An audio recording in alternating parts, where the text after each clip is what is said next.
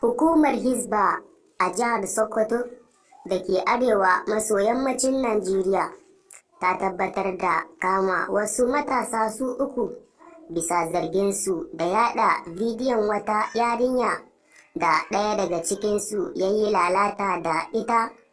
Bayanai sun nuna an saka ranar auren yarinyar a watan gobe, amma sai wanda zai aure ta ya janye bayan da waɗannan matasan da ake zargi suka saki bidiyon a shafukan sadarwa.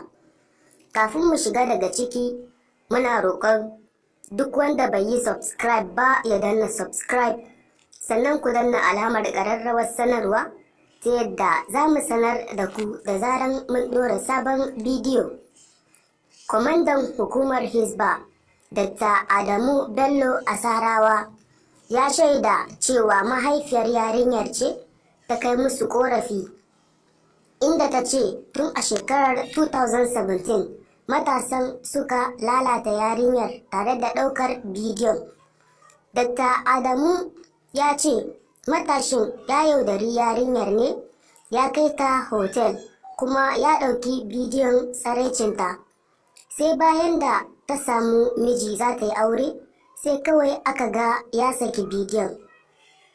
Mun binciki yaron ya kuma tabbatar mana cewa abin ya faru, zuwansu hotel da abin da ya yi da ita. Sannan mun kamo abokansa biyu da ya tura ma wannan bidiyon, sannan sun yi ikirarin cewa shi ya tura musu. Don haka duk wanda ya samu bidiyon daga baya to ta hanyar abokan nan biyu ya samu, a cewar kwamandan.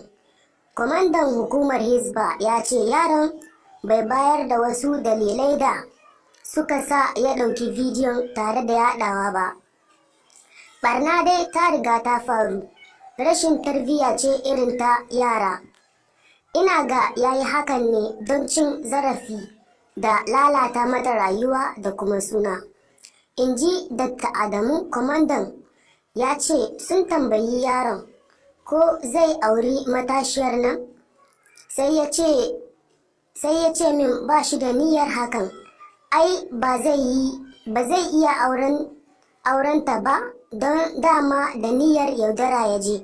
In ji shi. Shekarun yaron 17, ita kuma yarinyar tana da 16 a lokacin da lamarin ya faru. A yanzu kuma yaron na da shekara 20, ita kuma 19, a cewar shugaban Hisbar. Dukkansu yara ne lokacin da abin ya faru, don ba wanda ya kai shekara 20. A cewar mahaifiyar yarinyar, wadda yanzu aka ce shekarunta kimanin 20, wanda ake zargin ya yi lalata da 'yar tata ne tun shekarar 2017, kuma ta ce ya ajiye bidiyon tsawon shekaru 3 da nufin wata rana ya yi amfani da shi wajen ɓata sunanta, inda yau da gobe ta yi halinta suka ɓaɓe. Ni dai a cikin watan Yuni ina zaune, yayata ta kira ni daga Legas. Tana ta salati, ta ce ga wancanan ta ganta a bidiyo tsirara ana ta yadawa. Sai na kira 'yar tawa na tambaye ta, sai ta ce min ita ma yanzu take jin labarin wajen wata 'yar makarantarsu. Sai na ce wa take zargi, sai ta gaya min sunan yaron. Na ce ta bani nambarsa. Daga nan na je har gidan iyayensa na tambayi yaron me 'yata ta yi masa a rayuwa da ya zaɓi ya yi mata wannan cin mutuncin. Sai ya ce ba abin da ta yi masa. Ga yarinyar a bidiyon kamar wacce ta sha wani abu ta bugu. Duk wanda ya san tarbiyyar da na yi wa 'yata dole ya taya ni kuka wallahi. Daga nan sai mahaifiyar yaron ta kira babansa, ta ce ka zo ka ga abin da ɗanka ya aikata. Daga nan uban ya neme shi da ya nuna mana, sai kuwa yaron ya buɗe bidiyon muka gani. Uwar yarinyar ta ce bayan haka ne uban yaron ya nemi da a taru a rufa ma juna asiri, don a ganinsa hakan ba wani abu ba ne. Kamar yadda uwarsa ta ce, sai ya ce min ai da a ce ciki ne da sai a shiga tashin hankali. Ni ko na ce wannan ma tashin hankali ne, sai kawai ya ce na je dai kawai.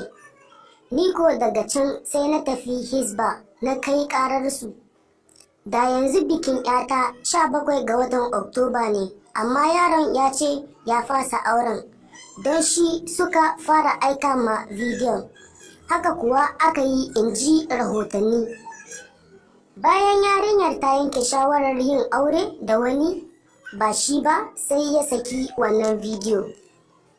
A takaice dai wannan shine, Allah ya tsare mu ya tsara gaba. Don haka muna roƙonku da duk wanda ya samu wannan bidiyo ya tura zuwa sauran group. Sannan muna roƙonku ku danna mana subscribe, sannan ku danna alamar ƙararrawar sanarwa ta yadda za mu sanar da ku da zarar mun ɗora sabon bidiyo. Naku a kodayaushe Hausa Online.